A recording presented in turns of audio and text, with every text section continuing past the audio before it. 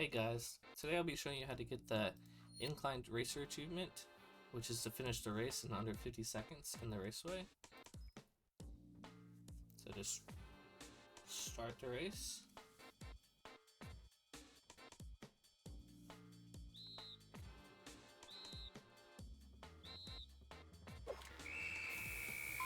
And right after this third checkpoint, turn right, go up the hill, and come right back down.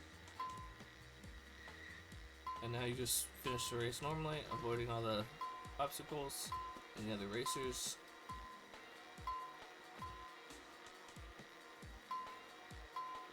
You should easily... Oops. Even if you don't worry. You should still have plenty of time.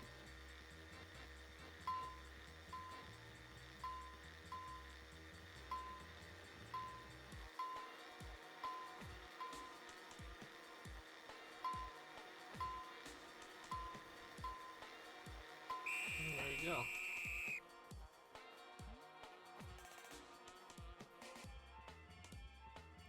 And that's how you get the Inclined Racer achievement.